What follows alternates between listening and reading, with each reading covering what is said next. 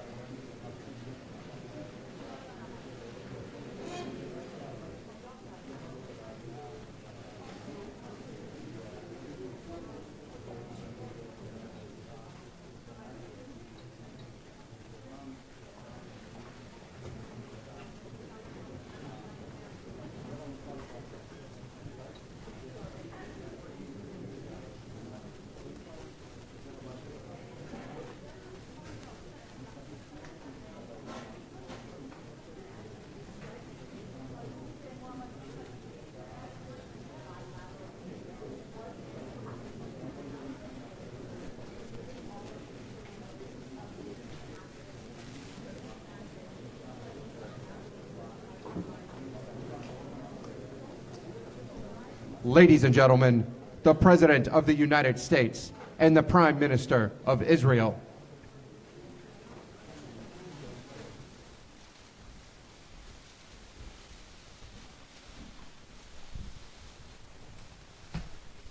Thank you very much.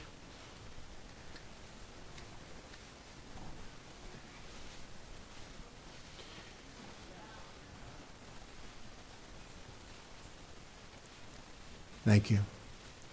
Today I have the honor of welcoming my friend, Prime Minister Benjamin Netanyahu, to the White House. With this visit, the United States again reaffirms our unbreakable bond with our cherished ally, Israel. The partnership between our two countries, built on our shared values, has advanced the cause of human freedom, dignity, and peace. These are the building blocks of democracy. The State of Israel is a symbol to the world of resilience in the face of oppression. I can think of no other state that's gone through what they've gone, and of survival in the face of genocide. We will never forget what the Jewish people have endured. Your perseverance in the face of hostility, your open democracy in the face of violence, and your success in the face of tall odds is truly inspirational.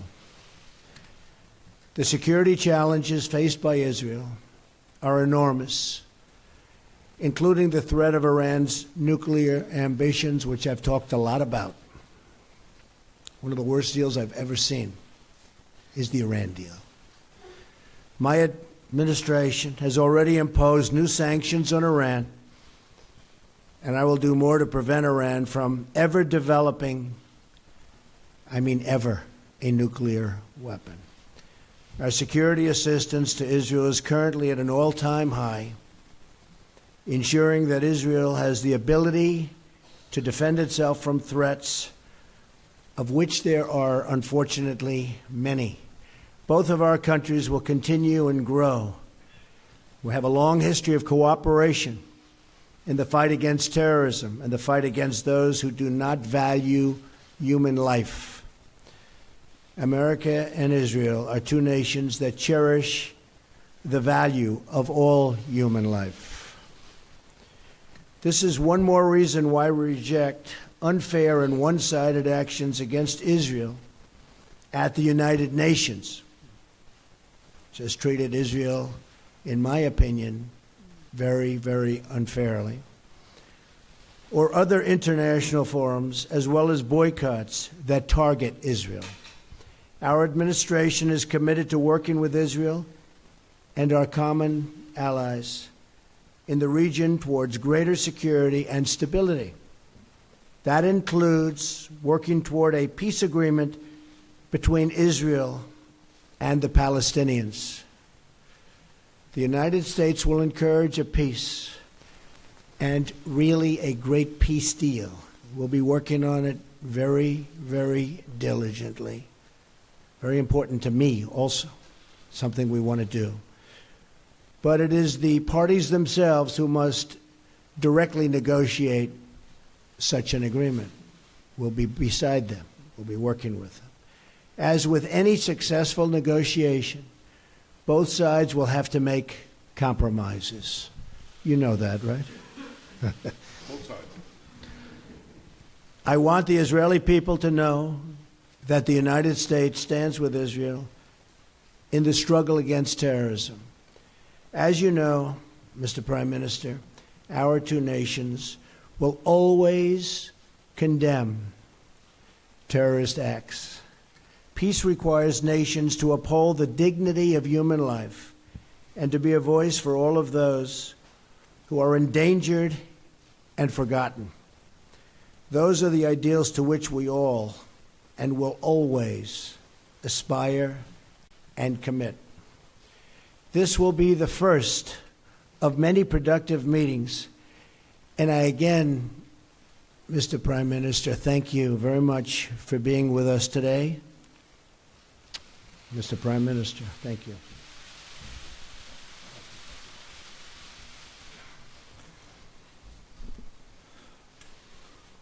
President Trump, thank you for the truly warm hospitality you and Melania have shown me, my wife Sarah, our entire delegation. I deeply value your friendship. To me, to the State of Israel, it was so clearly evident in the words you just spoke. Israel has no better ally than the United States. And I want to assure you, the United States has no better ally than Israel. Our alliance has been remarkably strong. But under your leadership, I'm confident it will get even stronger. I look forward to working with you to dramatically upgrade our alliance in every field, in security, in technology, in cyber and trade, and so many others, and I certainly welcome your forthright call to ensure that Israel is treated fairly in international forums and that the slander and boycotts of Israel are resisted mightily by the power and moral position of the United States of America. As you have said, our alliance is based on a deep bond of common values and common interests. And increasingly, those values and interests are under attack by one malevolent force: radical Islamic terror. Mr. President, you've shown great clarity and courage in confronting this challenge head-on. You call for confronting Iran's terrorist regime, preventing Iran from realizing this terrible deal into a nuclear arsenal. And you have said that the United States is committed to preventing Iran from getting nuclear weapons. You call for the defeat of ISIS. Under your leadership, I believe we can reverse the rising tide of radical Islam. And in this great task, as in so many others, Israel stands with you, and I stand with you. Mr. President, in rolling back militant Islam, we can seize an historic opportunity. Because for the first time in my lifetime, and for the first time in the life of my country, Arab countries in the region do not see Israel as an enemy, but increasingly as an ally. And I believe that under your leadership, this change in our region creates an unprecedented opportunity to strengthen security and advance peace. Let us seize this moment together. Let us bolster security. Let us seek new avenues of peace. And let us bring the remarkable alliance between Israel and the United States to even greater heights. Thank you, Mr. President. Thank you. Again, thank you.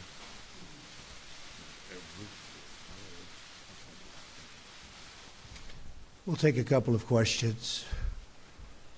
David Brody, that's Christian Broadcasting. David?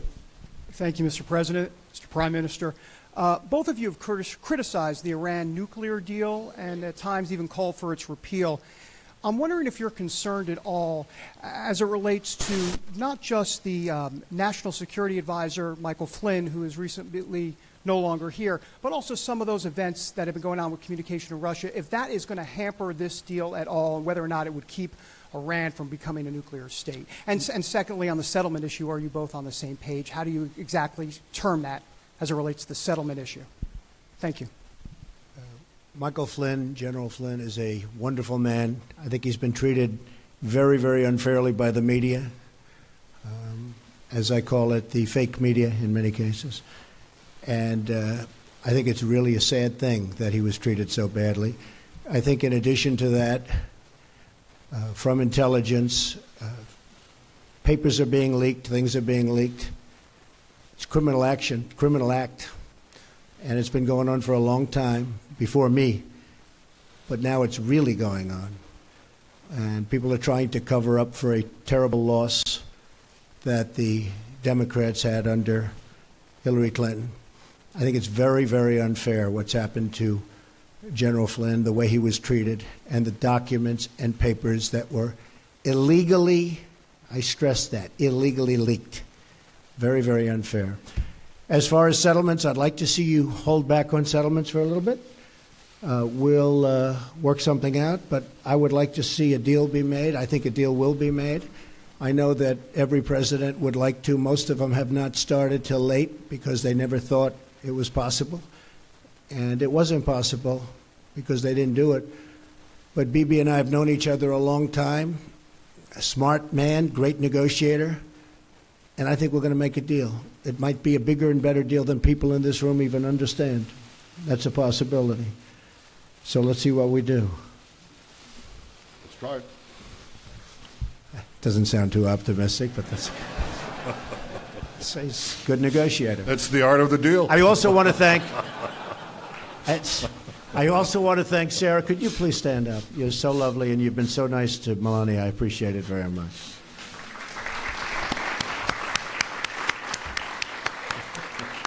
Thank you. Your turn.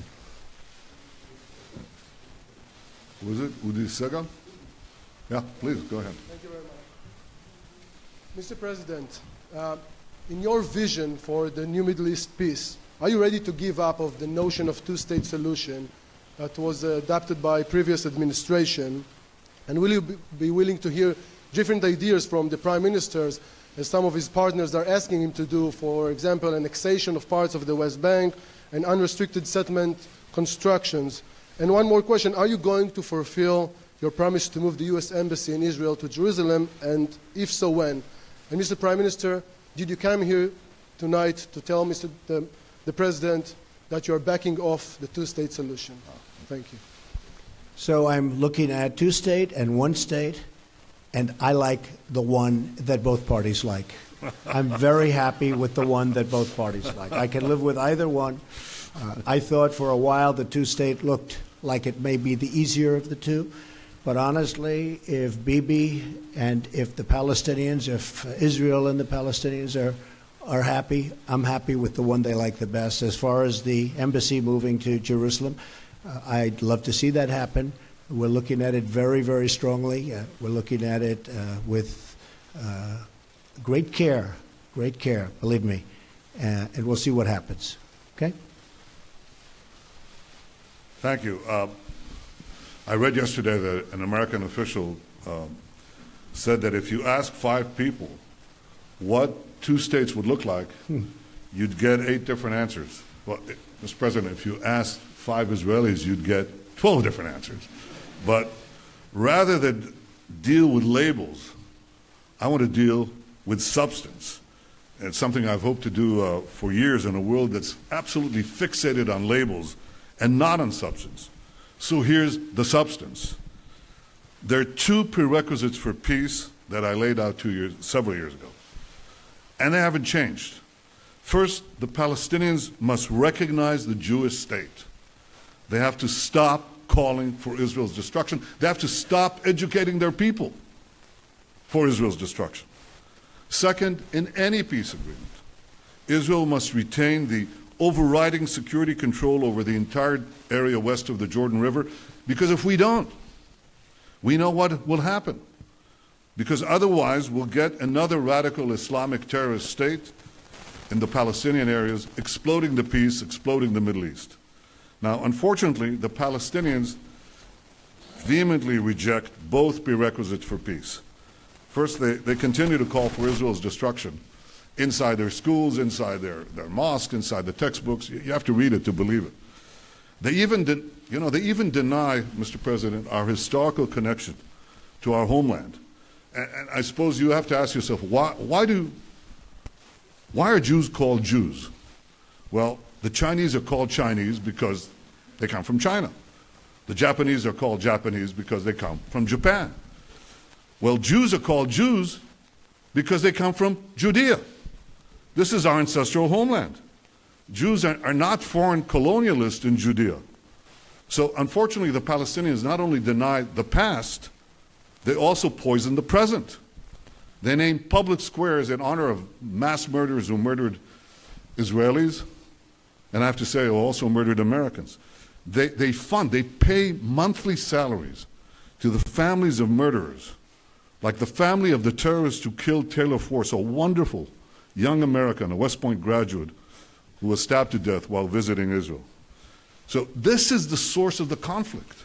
The persistent Palestinian refusal to recognize a Jewish state in any boundary, this persistent rejectionism, that's the reason we don't have peace. Now that has to change. I want it to change. Not only have I not abandoned these two prerequisites of peace, they've become even more important because of the rising tide of fanaticism that has swept the Middle East and has also, unfortunately, infected Palestinian society. So I want this to change. I want those two prerequisites of peace, substance, not labels. I want them reinstated. But if anyone believes that I, as Prime Minister of Israel, responsible for the security of my country, would blindly walk into a Palestinian terrorist state that seeks the destruction of my country, they're gravely mistaken. The two prerequisites of peace, recognition of the Jewish state, and Israel's security needs west of the Jordan, they remain pertinent. We have to look for new ways, new ideas on how to reinstate them and how to move peace forward. And I believe that the great opportunity for peace comes from a regional approach, from involving our newfound Arab partners in the pursuit of a broader peace and peace with the Palestinians. And I greatly look forward to discussing this in detail with you, Mr. President, because I think that if we work together, we have a shot. And we have been discussing that, and it is something that is very different, hasn't been discussed before, and it's actually a much bigger deal, a much more important deal in a sense.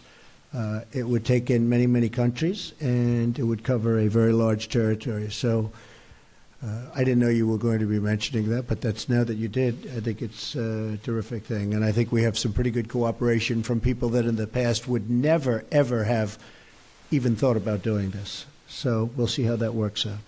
Okay. Katie from Town Hall. Where's Katie? Right there. Katie? Thank you, Mr. President. You said in your earlier remarks that both sides will have to make compromises when it comes to a peace deal. You mentioned a halt on settlements. Can you lay out a few more specific compromises that you have in mind, both for the Israelis and for the Palestinians? And Mr. Prime Minister, what expectations do you have from the new administration about how to either amend the Iran nuclear agreement or how to dismantle it altogether, and how to overall work with the new administration to combat Iran's increased aggression, not only in the last couple of months, but the past couple of years as well? It's actually an interesting question. I think that the Israelis are going to have to show some flexibility which is hard. It's hard to do. They're going to have to show the fact that they really want to make a deal. I think our new concept that we've been discussing actually for a while is something that allows them to show more flexibility than they have in the past, because you have a lot bigger canvas to play with. And I think they'll do that. I think they very much would like to make a deal, or I wouldn't be happy, and I wouldn't be here, and I wouldn't be as optimistic as I am. I really think I can tell you from the standpoint of Bibi and from the standpoint of Israel, I really believe they want to make a deal, and they'd like to see the big deal. I think the Palestinians have to get rid of some of that hate that they're taught from a very young age. They're taught tremendous hate. I've seen what they're taught. And you can talk about flexibility there too, but it starts at a very young age, and it starts in the schoolroom.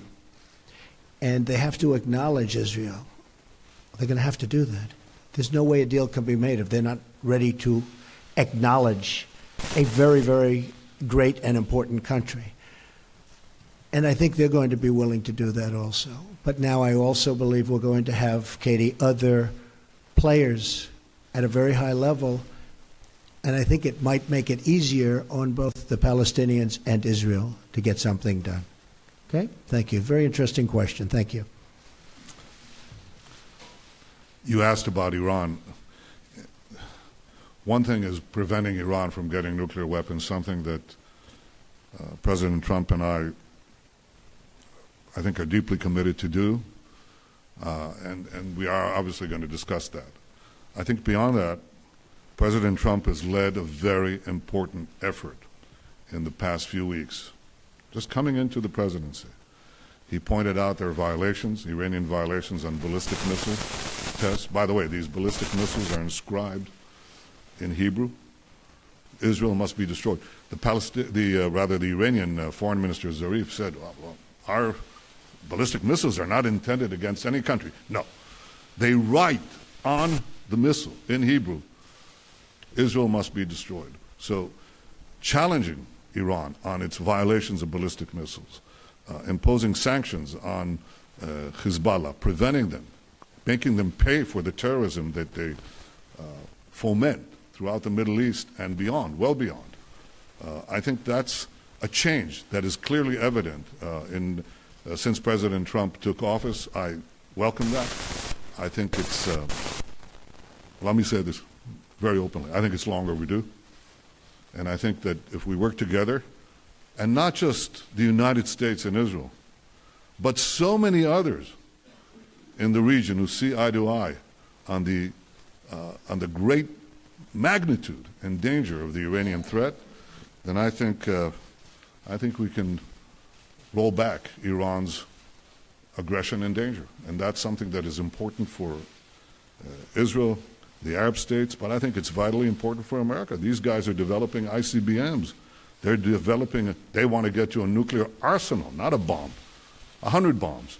And they want to have the ability to launch them everywhere on Earth, and including, and especially, eventually, the United States. So this is something that is important for all of us. I welcome the change, and I intend to work with President Trump very closely so that we can thwart this danger. Great. You have somebody? Boav? Mr. President, since your election campaign and even after your victory, we've seen a sharp rise in anti-Semitic incident across the United States. And I wonder, what do you say to those among the Jewish community in the States and in Israel and maybe around the world who believe and feel that your administration is playing with xenophobia and maybe racist tones? And Mr. Prime Minister, do you agree to what the President just said about the need for Israel to restrain and to stop settlement activity in the West Bank? And a quick follow-up on my friend's questions. Simple question. Do you back off from your vision to the end of the conflict of two-state solution as you lay out in Bar Ilan's speech, or you still support it? Thank you. Well, I just want to say that we are, very honored by the victory that we had, 306 electoral college votes. We were not supposed to crack 220. You know that, right? There was no way to 221, but then they said there's no way to 270. and there's tremendous enthusiasm out there. I will say that we are going to have peace in this country. We are going to stop crime in this country. We are going to do everything within our power to stop long simmering racism and every other thing that's going on, because a lot of bad things have been taking place over a long period of time. I think one of the reasons I won the election is we have a very, very divided nation, very divided. And hopefully I'll be able to do something about that. And it was something that was very important to me. As far as people, Jewish people, so many friends, a daughter who happens to be here right now, a son-in-law, and 3 beautiful grandchildren. I think that you're going to see a lot different United States of America over the next 3, 4, or 8 years. I think a lot of good things are happening, and you're going to see a lot of love. You're going to see a lot of love. Okay? Thank you. I believe that the issue of the settlements is not the core of the conflict, nor does it really drive the conflict. I think it's an issue. It has to be resolved in the context of peace negotiations. And I think we also are going to speak about it, President Trump and I, so we can arrive at an understanding, so we don't keep on bumping into each other all the time on this issue, and we're going to discuss this. On the question you said, you just came back with your question to the problem that I said. It's the label. What does Abu Mazen mean by 2 states? Okay? What does he mean? A state that doesn't recognize the Jewish state, a state that basically is open for attack against Israel? What are we talking about? Are we talking about Costa Rica, or are we talking about another Iran? So obviously it means different things. I told you what are the conditions that I believe are necessary for an agreement. It's the recognition of the Jewish state, and it's Israel's security control of the entire area. Otherwise, we're just fantasizing. Otherwise, we'll get another failed state, another terrorist Islamist dictatorship that will not work for peace, but work to destroy us, but also destroy any hope for a peaceful future for our people. So I've been very clear about those conditions, and they haven't changed. I haven't changed. If you read what I said 8 years ago, it's exactly that. And I repeated that again and again and again. If you want to deal with labels, deal with labels. I'll deal with substance. And finally, wonder if I can respond to something that I know from personal experience. I've known President Trump for many years. And to allude to him, or to his people, his team, some of whom I've known for many years too. Can I reveal, Jared, how long we've known you? Well, he was never small. He was always big. He was always tall. But I've known the president, and I've known his family and his team for a long time. And there is no greater supporter of the Jewish people and the Jewish state than President Donald Trump. I think we should put that to rest. Thank you very much. Very nice. I appreciate that very much. Mr. President, are you going to answer any questions about your associate contacts with the Russian